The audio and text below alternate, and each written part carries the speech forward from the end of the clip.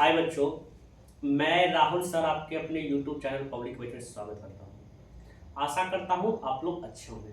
देखिए, आज class 10th में साइंस में आपको पुष्प के बनावट के बारे में आपको बताया जाएगा। देखिए यहाँ पे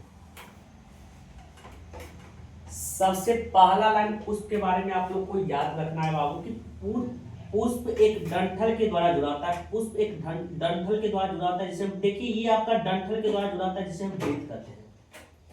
फर्स्ट लाइन आपको याद करना है, पुष्प एक डंठल के द्वारा जुड़ा होता है, जिसे हम वृत्त कहते हैं। वृत्त की ऊपरी सिरा चपटा होता है। देखिए ये वाला भाग आपका चपटा होगा बाबू। वृत्त की ऊपरी सिरा चपटा होता है, जिसे पुष्पासन कहते हैं। वृत्त की ऊपरी सिरा चपटा होता है, जिसे पुष्पासन कहते हैं। देखिए ये आपका चपटा है, तो इसे हम पुष्पासन कहेंगे। और फूल का अनीय भाग जो होता है पुष्पासन से जुड़ा होता है। ये सब देखिए फूल का अनीय भाग है। देखिए पुष्पासन से आपका जुड़ा हुआ है। फूल का अनीय भाग पुष्पासन से जुड़ा होता है। देखिए ये सब भाग फूल का जितना भाग होता है ना, सब देखिए ये से जुड़ा है, पुष्पासन से जुड़ा हुआ है। इसके बाद याद रखना है बाबू आप लोग को कि पुष्प को 4 भागों में बांटा गया है। पुष्प को 4 भागों में बांटा गया है। फर्स्ट याद रखना, बाह्य दलपुंज, दूसरा दलपुंज, तीसरा पुमंग, चौथा जायंग। फर्स्ट याद रखना, बाह्य दलपुंज, दलपुंज, पुमंग, जायंग। अब देखिए यहाँ पे ध्यान दीजिएगा, पुष्प में याद रखिए ये वाला भाग रहता है ना, इसको हम बोलते हैं बाह्य दलपुंज बोलते हैं। ये वाला भाग और ये वाला भाग को हम बोलते हैं बाह्य दलपुंज बोलते हैं। और ये वाला भाग और ये वाला भाग को हम बोलते हैं बाह्य दलपुंज। और ये सब भाग जो होता है ना बाबू, ये सब भाग होता है ना, ये सब भाग को हम बोलते हैं दलपुंज बोलते हैं। इसके अलावा आप लोग याद रखिए, पुमंग और जायंग याद रखिएगा। अब देखिए बाह्य दलपुंज जो होता है काम करता है फूल को आकर्षण बनाने का काम करता है। बाह्य दलपुंज काम करता है फूल को आकर्षण बनाने का काम करता है। इसके अलावा देखिए पुमांग जायंग जो फूल के अंदर होते हैं ना, उसका रक्षा करने के काम करता है। बाह्य दलपुंज और दलपुंज जो होता है फूल को आकर्षण बनाने का काम करता है। इसके अलावा पुमांग और जायंग का रक्षा करता है। इसलिए हम बाह्य दलपुंज और दलपुंज को बोलते हैं आकर्षण बोलते हैं। इसलिए बाह्य दलपुंज और दलपुंज को बोलते हैं आकर्षण बोलते हैं। इसके अलावा पुमांग और जायंग को बोलते हैं सहायक। पुमांग और जायंग को हम बोलते हैं, देखिए ये आपका देखिए बाबू यहाँ पे ध्यान दीजिएगा, पुमांग के बारे में और जायंग के बारे में आप लोग से कोई पूछेगा बाबू, तो आप लोग को फर्स्ट लाइन बोलना है कि पुमांग पुष्प का नर भाग होता है। पुमांग फूल का नर भाग होता है। देखिए जो फूल में जो लड़का होता है उसे हम पुमांग कहते हैं। इसके अलावा आप लोग को याद रखना कि इसका दूसरा नाम जो होता है पुंकेसर होता है। पुष्प का नर भाग को पुमांग कहते हैं और इसका दूसरा नाम पुंकेसर। देखिए ये आपका टोटल आप लोग फिगर देख रहे बाबू, ये आपका टोटल फिगर आपका पुमांग का है बाबू। ये टोटल आपका फिगर ये पुमांग का है। देखिए ये इसी को हम बोलते हैं बाबू, इसी को बोलते हैं पुंकेसर भी बोलते हैं। तो देखिए बाबू पुंकेसर को 2 भागों में बांटा गया है। फर्स्ट याद रखिए तंतु, दूसरा याद रखिए परागकोश। फर्स्ट याद रखिए तंतु, दूसरा परागकोश। तंतु के बारे में आप लोग से कोई पूछेगा बाबू तो कहिएगा ये पतला डोर की समान होता है। तंतु के बारे में आप लोग से कोई पूछेगा तो कहिएगा ये पतला डोर की समान होता है, जिसके ऊपर परागकोश व्यवस्थित है। देखिए ये ऊपर में रहता है परागकोश रहता है। देखिए तंतु के ऊपर में परागकोश रहता है, ये वाला भाग आपका परागकोश होता है। तंतु के बारे में आप लोग से कोई पूछेगा तो आप लोग को बताना है बाबू कि तंतु डोर के समान होता है और इसके ऊपर परागकोश व्यवस्थित होते हैं। उसके बाद जायंग के बारे में आप लोग से कोई पूछेगा बाबू तो जायंग के बारे में बोलना है कि ये पुष्प का मादा भाग होता है। जायंग के बारे में आपसे कोई पूछेगा तो बोलना है पुष्प का मादा भाग होता है।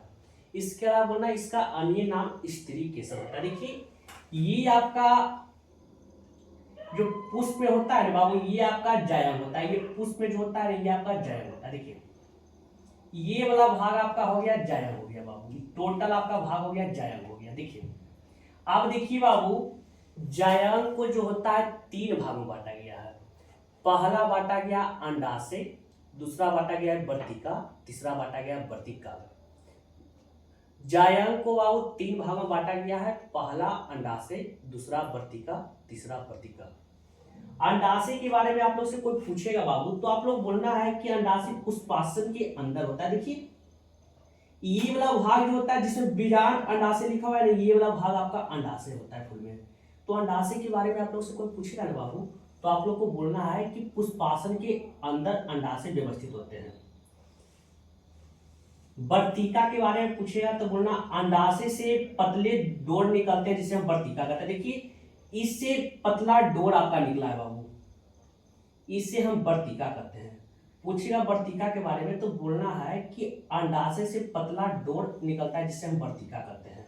अब वर्तिकाग्र के बारे में आप लोग से पूछेगा बाबू तो कहना है वर्तिका के ऊपर वर्तिकाग्र ये व्यवस्थित है। देखिए ये आपका वर्तिकाग्र है और ये आप लोग फूल देख रहे होंगे बाबू, इसमें पुमांग और जायंग दोनों है बाबू। तो इस देखिए जिसमें एक लिंग होता है उसको एक लिंगी पुष्प बोलते हैं, जिसमें दो लिंग होता है उसे द्विलिंगी पुष्प बोलते हैं या उभयलिंगी पुष्प बोलते हैं। तो देखिए इसमें एक पुमांग भी है बाबू और जायंग भी, पुमांग भी है जायंग भी, तो इसको हम बोलेंगे उभयलिंगी फूल बोलेंगे, इसे हम उभयलिंगी फूल बोलेंगे।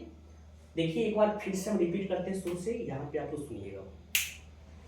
फर्स्ट लाइन आप लोग को बाबू बोलना है, फूल के बारे में पूछेगा तो आप लोग को बोलना है कि पुष्प एक डंठल के द्वारा जुड़ा होता है जिससे हम वृंत कहते हैं। वृंत का ऊपरा सिरा चपटा होता है जिससे पुष्पासन करते हैं। वृंत के ऊपरा सिरा चपटा होता है जिससे पुष्पासन करते हैं।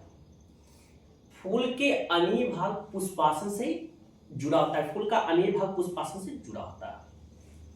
फूल को चार भागों में बांटा गया है, बाह्य दलपुंज, दलपुंज, पुमांग, जायंग। बाह्य दलपुंज और दलपुंज फूल को आकर्षण बनाने का काम करता है, इसके अलावा पुमांग और जायंग का रक्षा करता है, पुमांग और जायंग का रक्षा करता है। इसलिए हम बाह्य दलपुंज और दलपुंज को बोलते हैं आकर्षण अंग बोलते हैं।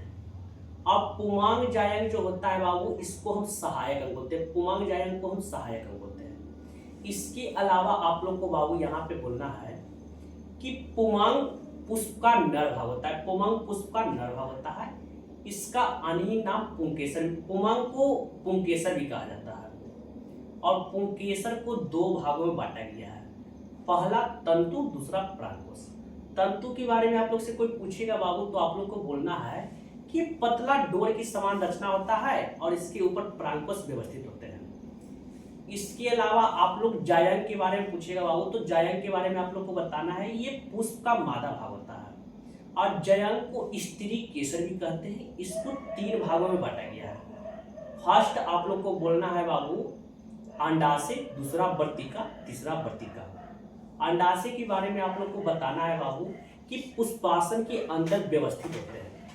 वर्तिका के बारे में आप लोग को बताना है कि अंडाशय से पतले डोर रचना निकलते हैं जिसे वर्तिका कहते हैं। और वर्तिकाग्र के बारे में बोलना है कि वर्तिका के ऊपर वर्तिकाग्र व्यवस्थित रहता है।